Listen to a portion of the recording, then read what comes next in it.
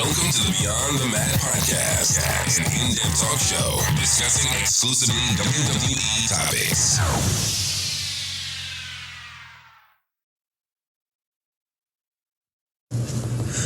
My name's Rick Boogs, and I came to rock with the Beyond the Mat podcast that is beyond the M-A-T-T podcast.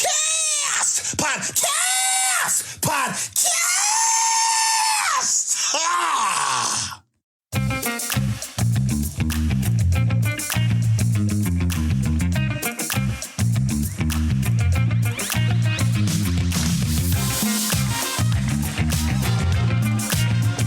All right, welcome to Beyond the Mat. It is the Raw review for the July 4th, 2022 episode of Monday Night Raw. We're getting this episode out a little bit late for you, but that's okay.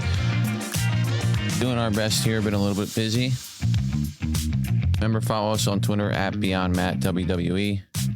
Available on Patreon, patreon.com/BeyondTheMat. $1 tier gets rid of the ads for you. And $3, $5, and $10 tiers involve merchandise and coming on the show with me. And I'm hoping to have a couple of our patrons on the show pretty soon. Going to get into Monday Night Raw tonight. We had opening promo with Lashley and Theory. And we also had a 6-man tag match between Lashley and the Street Profits versus Theory and the Alpha Academy, as well as Miz versus AJ Styles, Mysterios versus the Judgment Day. Bianca Belair and Liv Morgan took on Carmella and Natalya.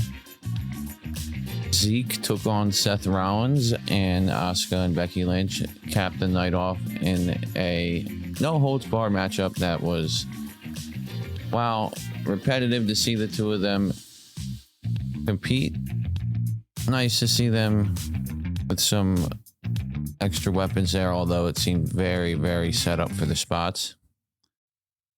Decent episode for a holiday episode, though. A lot of times they mail these ones in. You know, we saw some shenanigans with the backstage or back lot, wherever the hell it was, hot dog party, 4th of July party. Ezekiel ended up squirting ketchup onto Seth Rollins' white jacket. Seth cackled. That triggered their match. We also had Angelo Dawkins have a hot dog eating contest with Otis, but we didn't realize that Akira Tozawa was also in the contest, and he ate twice as many hot dogs as Otis, so that was sort of a nod to Kobayashi, the perennial hot dog contest eating winner. So we open up with a Lashley promo. I think Lashley's been doing pretty good on his promos as a babyface. The fans have been really into him. Theory comes out as a complete prick.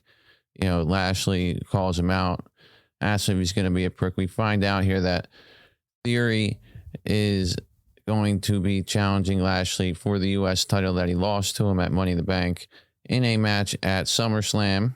And Theory also wants to cash in his Money in the Bank briefcase on whoever is the last man standing between Brock Lesnar and Roman Reigns. So there is a little bit of a tease of Theory calling a shot. Now, is that going to happen? I don't know. I think the Theory needs to be holding on to this briefcase as long as he can to continue to be a prick and brag about it.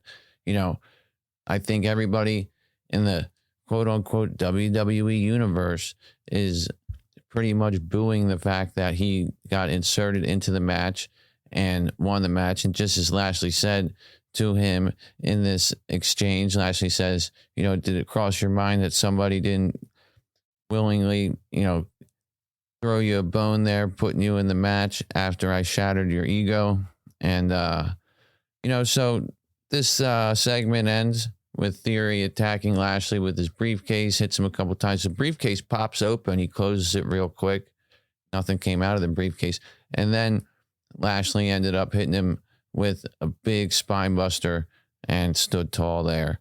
So big news here is that Theory and Lashley are going to be facing each other for the U.S. title, which basically takes out of the equation any John Cena versus Austin Theory match that we were thinking of having at SummerSlam, unless that becomes a triple threat, which wouldn't be the end of the world. But at the end of the day, the big rumor was for a Cena Theory WrestleMania match. So I think that's what we're going to see. I think everybody that's, getting a little bit ahead of themselves with getting excited for John Cena at SummerSlam, that may not happen.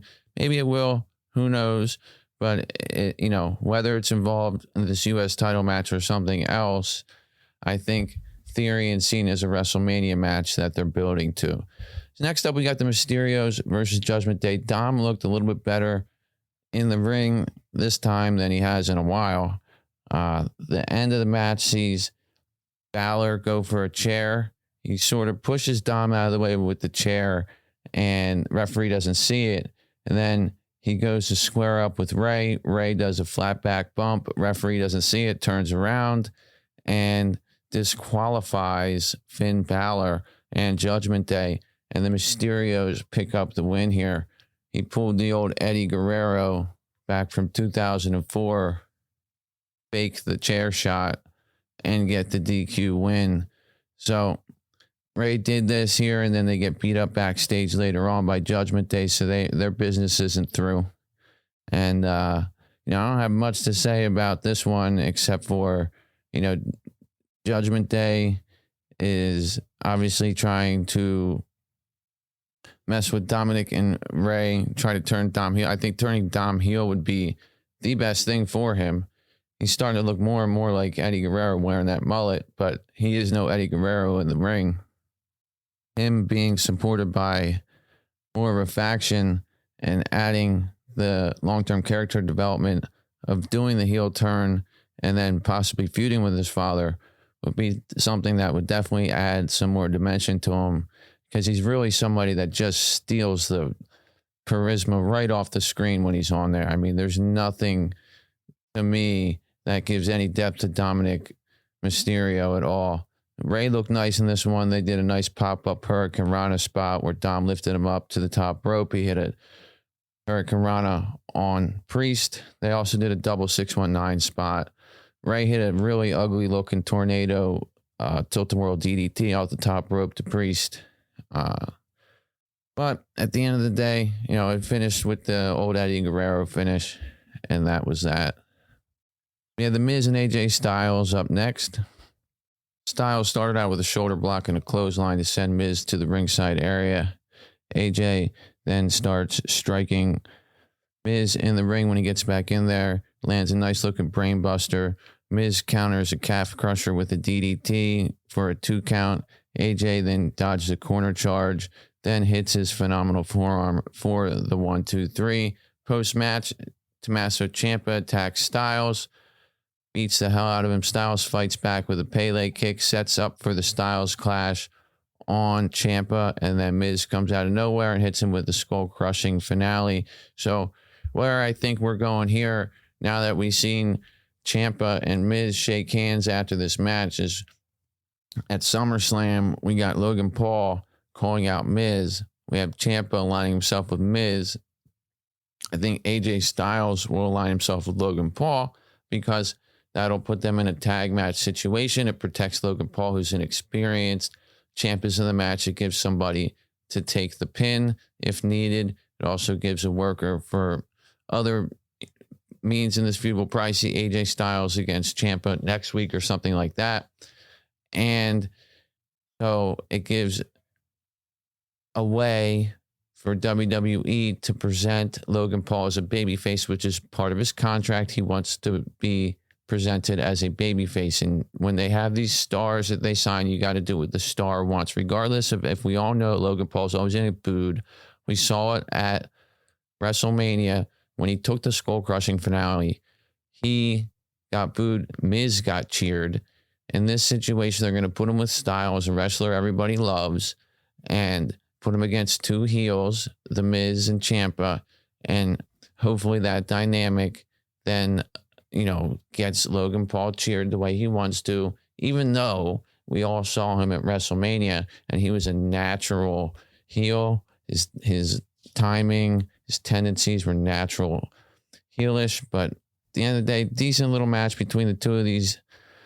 Miz and AJ Styles saw a finish here, and then we saw some furthering of the storyline and an alliance between Ciampa and Miz. So that would only lead us to Styles aligning himself with Logan Paul, and this being a tag feud for SummerSlam.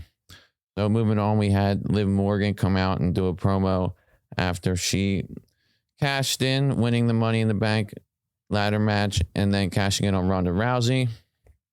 I felt like this was a little bit too much for jumping around the ring, and just this one was for us. It was straight out of the, baby face, we're all in this together script book.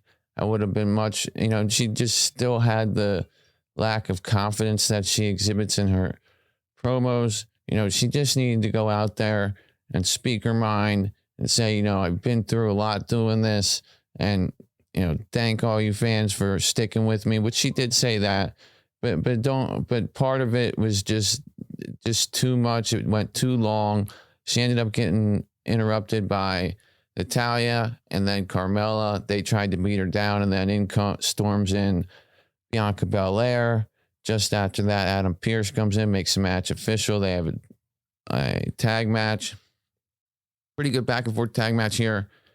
Finish comes when Liv hits Oblivion on Natalya after kicking out of a sharpshooter attempt by Natalya. Hits Oblivion, scores the pin for her first match as the SmackDown Women's Champion. I don't know where we're going to go with this. I mean, on SmackDown, who can she feud with? We're getting advertisements that Ronda Rousey is going to speak her mind about how she feels about all this on Friday.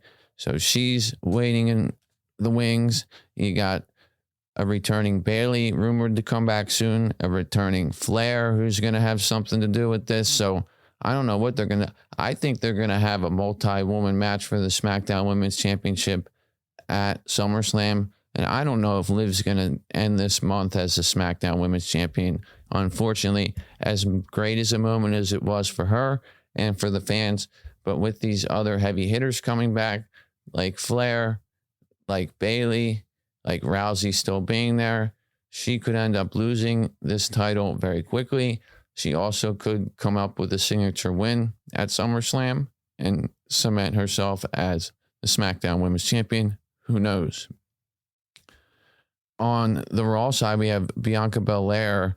Hopefully this stuff with Carmella doesn't continue to go. And if it does, they make it some sort of multi-woman match on that side. Becky Lynch could be involved in that. If Rhea Ripley ever gets medically cleared from the mouth problem, a concussion or whatever she had, I hate to use that word because I know that the C word is not a word we like to use, but, head injury, mouth injury, I hope that she gets better from that. She's got unfinished business with Belair. Hopefully the Carmella stuff's over. We saw enough of it in 7 minutes of a match at Money in the Bank.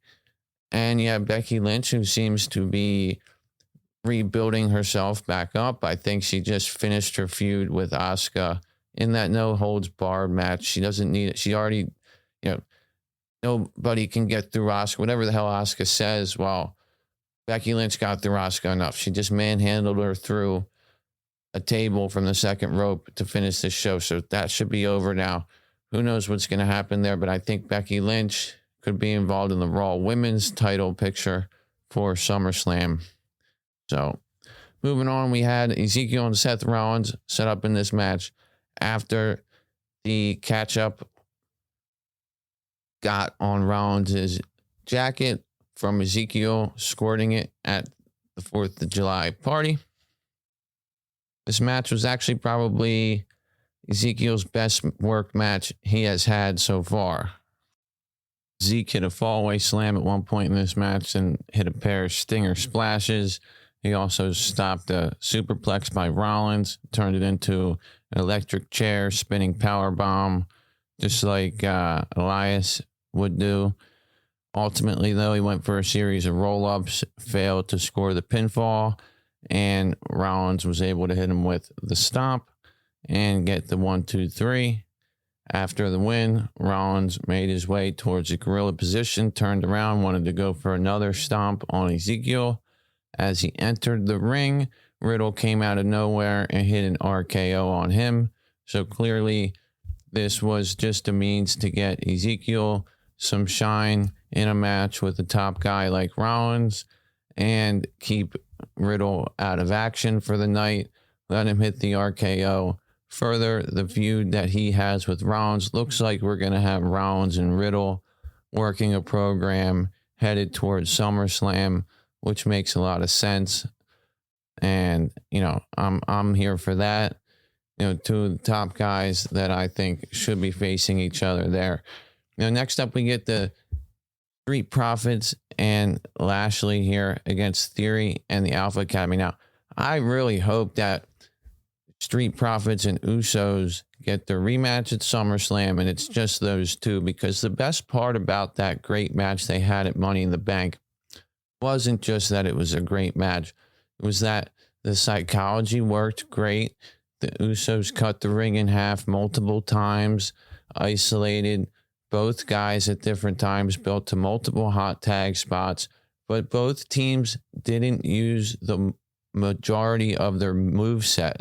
We didn't see the sky-high spine buster to the frog splash finisher from the Street Profits. We didn't see the alley-oos and the double Uso splash from the Usos. So they did do the Doomsday Device blockbuster, and the 1D did the Street Profits and the Usos respectively, but they left a lot of their moveset and their finishers on the table to work a whole different kind of match a second time. I hope the Alpha Academy doesn't work their way into this and make it a three-way match. As much as I like the Alpha Academy, as much as I like Gable and Otis, I just don't think that having them in this match would add anything.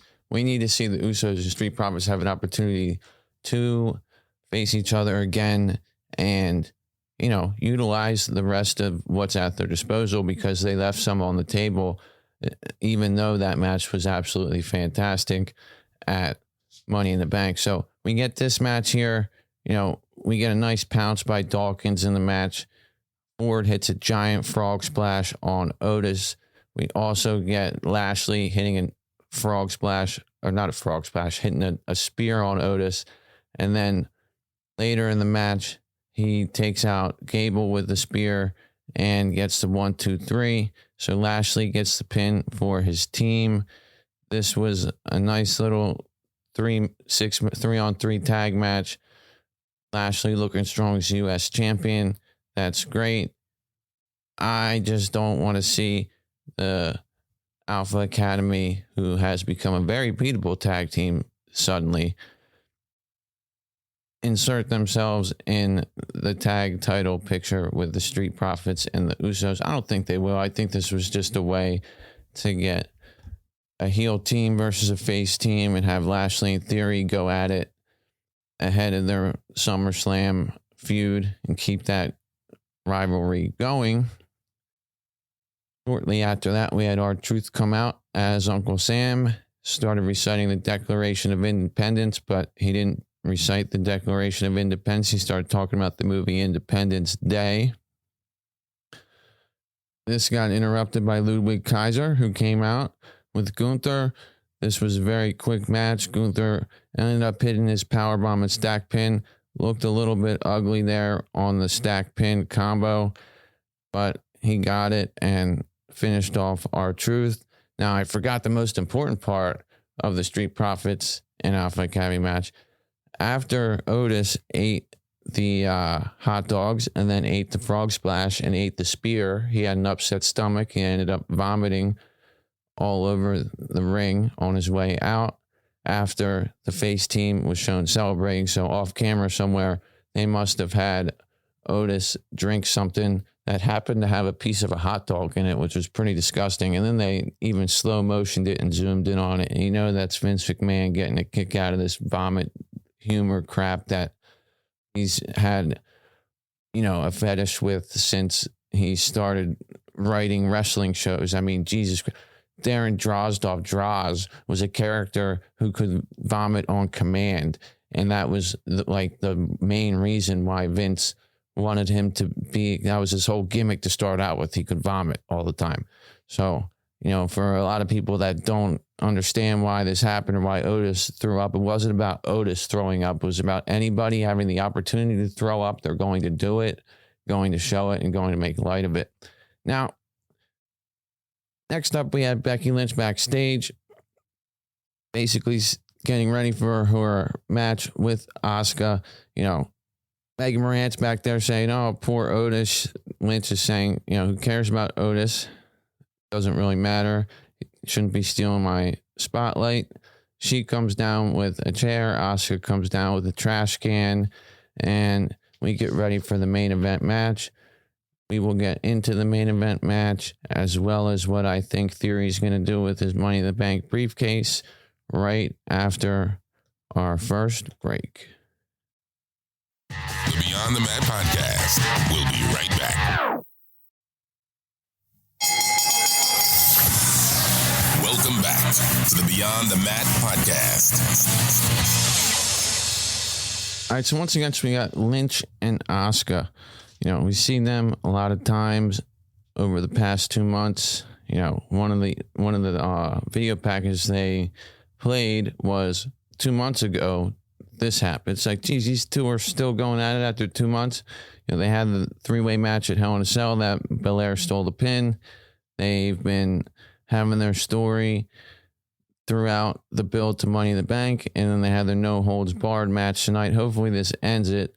Now, in the beginning of the match, we have Becky gain control with a kick. She sets up a chair in the corner. She takes forever to set it up in the corner, set the chair up in the corner.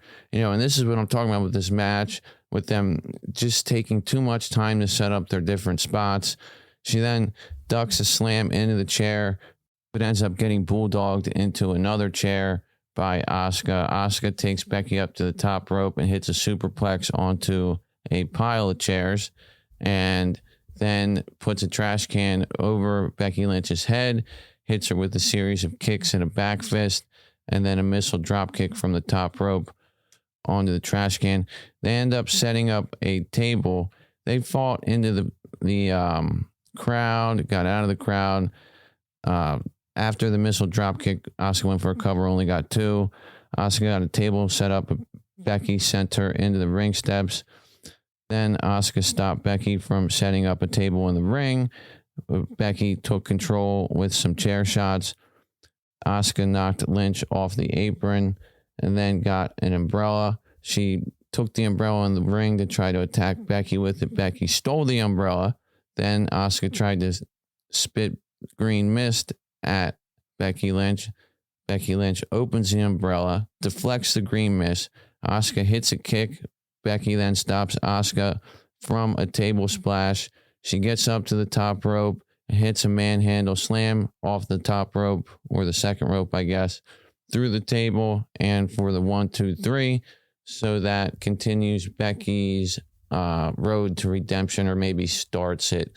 And I think what we're going to see at SummerSlam is Becky feuding somehow with Bianca Belair. I'm not sure who, if it's going to be a one-on-one, if it's going to be a fatal four-way, a triple threat. I think that for SummerSlam, they should get as much star power in both women's matches as they can. So if they can get Rousey to rematch Liv Morgan and have Bayley or Charlotte Flair as a triple threat there, and then on Raw, have Bianca Belair, Becky Lynch, and Rhea Ripley if she's available, or even if they want to have Carmella in there and Becky Lynch insert herself as a third. I don't care, but they need to have star power on this show. So I know that Becky Lynch is going to play a part in it, and I know that whatever they think is star power on the SmackDown side that they have available is going to play a part in Liv Morgan's match. And I would imagine Liv Morgan's going to rematch against Ronda Rousey. Hopefully on SmackDown, we see Ronda Rousey turn heel and the match actually makes sense. And we don't just have two baby faces fighting each other, because that really doesn't make any sense. As far as other women that could be contenders here. Alexa Bliss, I think they're more interested in her selling credit cards and being a credit card salesman and, hustling merchandise in these backstage segments. Shotzi Blackheart didn't have a great showing at the Money in the Bank match, but let's give her, a break here. She hasn't worked that many Money in the Bank matches. It's a tough match to work. There's a lot going on. She had a lot of featured spots. May not have done the greatest thing, but people are being really rough on her on social media. Take it easy on her. She's doing her best out there, and she's shown a lot of improvement since being brought up to the main roster. Raquel Rodriguez, not quite ready. Carmella, obviously, just got beat in 7 seconds. Natalya, she's a gatekeeper. What she does is wonderful. I felt like, she earned her paycheck with that match at Money in the Bank against Ronda. Ronda isn't the strongest in the ring. She's, used to that shoot fighting style, sometimes gets herself going a little bit too fast, which is fine. It's part of her character. But at the end of the day, it makes for a sloppy performance sometimes. And when you're put against somebody like Natalya and you're working all these different submissions, it sort of makes a lot more sense. It makes for a different type of story to be told in the ring. But for now, we have Liv Morgan as the champion for SmackDown. And, we'll see if she makes it out of the month of July at SummerSlam with that title. It was a great moment for her, something they can always go back to. And, whenever, even if she loses at SummerSlam, whenever they get to a situation where they're short on ladies, they can always put Liv Morgan in a prime spot, say, she's had these accolades. And so, always somebody who's accomplished that at this point. She's not just somebody who failed to win the championship in a feud with Becky Lynch. So a lot of different directions they can go there. We know that Theory and Lashley are going to be facing each other, most likely Street Profits and Usos. Looks like Riddle and Rollins is a program that's going to move forward here, get us somewhere. And then as far as Theory cashing in, I think this is what's going to happen. I think he loses to Bobby Lashley in the U.S. title match, and then he will try to cash in on the last man standing match. What will happen is he'll try to cash in, and he will fail to cash in. Now, the one thing that I don't understand, and I'm not quite sure about, is that Theory keeps saying he's going to be the next Universal United Undisputed Champion. And it was said over and over again that whoever wins the title gets it, or whoever wins the Money in the Bank briefcase gets a shot at one of the titles. They have not said that they've unified both titles. There's still 2 different titles. I understand that they're calling him the Undisputed Unified Champion is Roman Reigns, but he's holding 2 different belts. There's not one belt that they came out with to feud over. There's still 2 championships, if I'm not mistaken. And as far as I know, the Money in the Bank person's only supposed to have a contract for one of them. So I don't know if Theory's going to be going after both. For one, what's going on, but I think he's going to fail this cash in, and that's going to be part of his story. But at the end of the day, what I think the right thing to do is for him to hang on to that briefcase as long as he can and continue to brag about it, continue to be a complete prick about everything that he does, just like Lashley said, being an arrogant jackass or whatever. Lashley says, I don't know if you were trying to be that or if that's just second nature to you. Whatever it is, he's very good at it. He's very good as a heel. He just needs to grow a little bit more. I cannot see him defeating anybody to become the world champion in any capacity. I can see Drew McIntyre winning one of the titles off of Roman Reigns at Clash of the Castle. Now, maybe Theory cashes in here after Roman Reigns defeats Brock Lesnar for both titles, or to retain both titles, and he cashes in for just the WWE title, wins that title on a weakened Roman Reigns, is the first to pin him since December of 2019, which would be a huge thing for him. And then he wins the WWE title, brings it back to the Raw, and gives something for Rollins and Riddle and those guys to feud with. But at this point, I think that they're going to have him have a failed cash in. I think that was a way that they could go, knowing that they originally wanted Cody Rhodes to be the winner here and cash in and do whatever he was going to do. Now that that's not happening, you have, one of the most hated guys you have, somebody that everybody hates because he's being pushed by Vince McMahon. You bring him in here, you have him win the Money in the Bank, you have him, build his heel heat, have him cash in and look like even more of a jackass when he cashes in unsuccessfully. That's what I think is going to happen at SummerSlam. After that last man standing match, I do think Roman Reigns will retain in it, and it most likely won't be the last chapter of him and Brock Lesnar, even though it's being advertised as such, but we'll see. I do think on SmackDown we will see Ronda Rousey be pissed off about the fact that she had to defend her title in the situation that she was in, and we will set up a match at SummerSlam. Hopefully she gets interrupted by a Bayley or a Flair or something, and we get a triple threat match or something at SummerSlam, maybe even a Fatal 4. Hopefully it's more than just a one-on-one match, although I do think that Liv needs to prove herself against Ronda Rousey in a one-on-one title match to supplant herself as a champion and not just somebody who ran in and took advantage of an injured Rousey after a match with Natalya where she took about 7 different submission holds at least. So there's a lot of different things that could happen here, but I really think that at the end of the day, SummerSlam, the build's actually looking pretty good. The last man standing match is going to be good, even if it's the same 2 guys that we've seen for years. I think that Lashley and Theory left a lot of meat on the bone after their match at Money in the Bank, and they can have a great match together. Lashley is really just, the fans are eating him up, and he's doing the babyface thing great. His entrance, I love his entrance, standing on the podium. I haven't seen anybody have that kind of a star-studded entrance in a really long time. So, I think that match will be great. Obviously, the Usos and Street Profits left a lot of meat on the bone as well, as I mentioned earlier. As great as that match was with the big splash over the corner by Montez Ford and the big senton that he landed on his feet for Dawkins and things like that. There's more things they can do. He had a pounce last night by Dawkins that set up a move.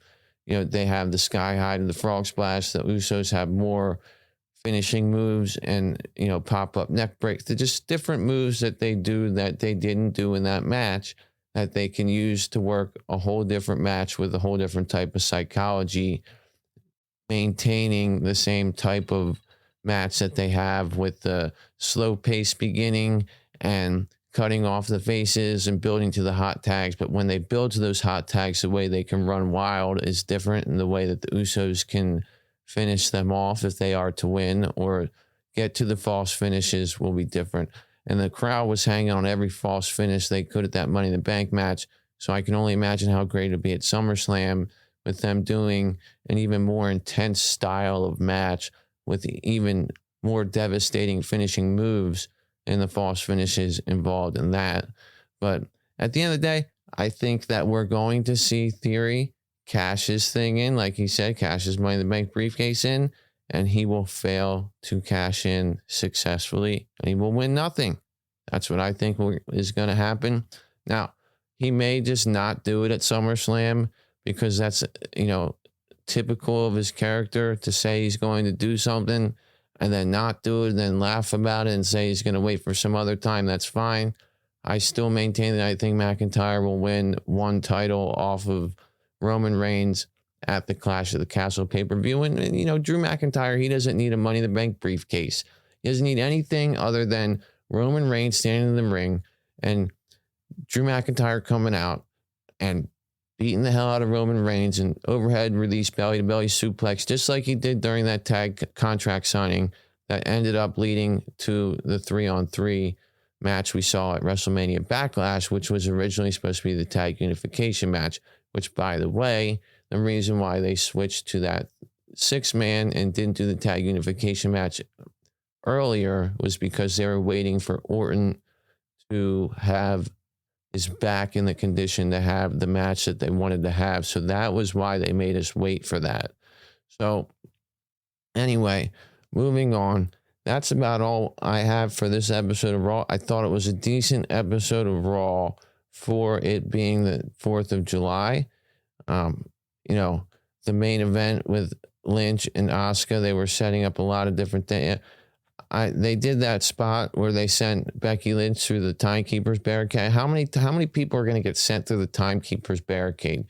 Asuka did a running hip attack into Becky holding a chair. There was one point where Asuka totally no-sold getting hit by a chair by Becky to move on to the next spot. So you could just tell, they were rushed. They only had 14 minutes for this match. I did like on this episode of Raw how they did the split screen during the commercials, so we really didn't miss any match action. And the other thing that was different about this one was we had Kevin Patrick on the lead commentary, and really Corey Graves took the lead from him, but we had no Jimmy Smith. And I think Kevin Patrick didn't have the energy that Jimmy Smith brings. Jimmy Smith, as much as people criticize him, he makes it feel like a fight situation because of his MMA and UFC background. So as much as he's sort of wrong and, misguided sometimes in his commentary, it doesn't make any sense.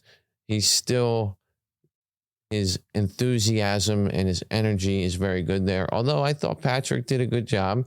And, a lot of times people that take vacations in WWE don't get their job back. So I don't know if Jimmy Smith ever got that memo, but we may never see him again. But, the word is he'll be back next week. He was just on vacation, but taking vacations is not something you're supposed to be doing in WWE.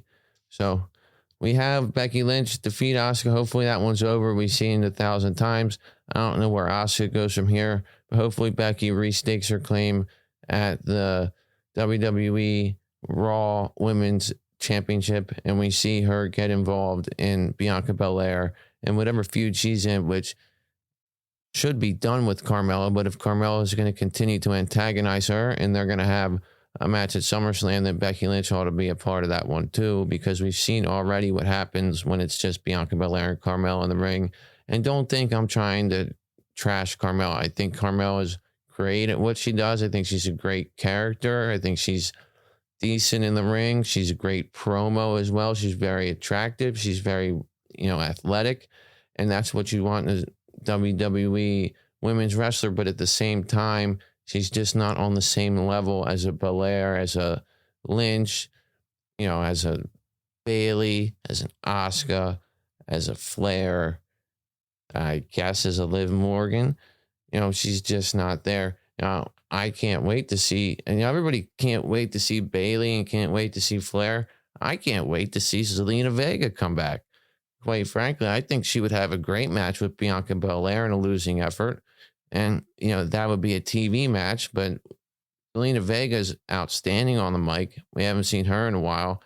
And then the last thing I'm going to talk about with respect to Raw and Money in the Bank is that vignette that we've been seeing. That vignette we've been seeing, people have been confused. Is this Bray Wyatt? What is this all about? Now, I'll take you back to the Attitude Era about 1988. We had a lot of vignettes about somebody, a lost soul running through the subway, through the streets of the city. This was Edge's debut vignette. This vignette here, if you slow it down, you look at each frame, you have a Texas license plate that says Latino Heat. That's in reference to Eddie Guerrero. Gold medals in reference to Kurt Angle. Armbands that the Hardy Boys wore in reference to the Hardy Boys. Glasses with tape on the bridge of the glasses. That's the Dudley Boys. Candles, The Undertaker. A cross, Christian. Some of the other stuff, The Brood. All people who Edge feuded with in the past. This is Edge looking into his past and, reestablishing himself as a character. I don't know who he's going to come back and face. I think he should face John Cena, but who knows what we're going to see. And, will he come back and just face Finn Balor because that's who threw him out of Judgment Day? Maybe. I don't know. But, the Judgment Day thing didn't work out for Edge. the paranormal or wherever they're going with the Judgment Day thing doesn't seem to be happening. Just seems like Judgment Day got relegated to a mid-card faction, and that's fine. But it's not Bray Wyatt, it's Edge that these vignettes are for. And if you look at everything that's happening in them, it's all things that are part of Edge's past. So that about wraps up the Raw review for this week. Thank you all guys so much for listening to me tonight and joining me. I will be back later this week for a more in-depth look at the overall big picture of WWE. And we will also be back on the weekend to talk about SmackDown. Remember to follow us on Twitter at BeyondMattWWE. Send us an email, matt@beyondthemat.com. I'm going to do a fan mailbag show soon. So if you could send me some questions through the email or DM me on Twitter, that'd be fine. Also, patreon.com/BeyondTheMat. $1 a month is our lowest tier to get rid of the ads and to enjoy some bonus content, as well as our Discord server. And we will be cranking out a lot of bonus content here in the summer. I got a lot of it already recorded, just got to do some editing, and we will be putting it on Patreon for you guys. Other than that, thank you all for joining me tonight, and I will see you guys next time. Thanks for listening to Beyond the Mat. Remember to subscribe so you don't miss a show.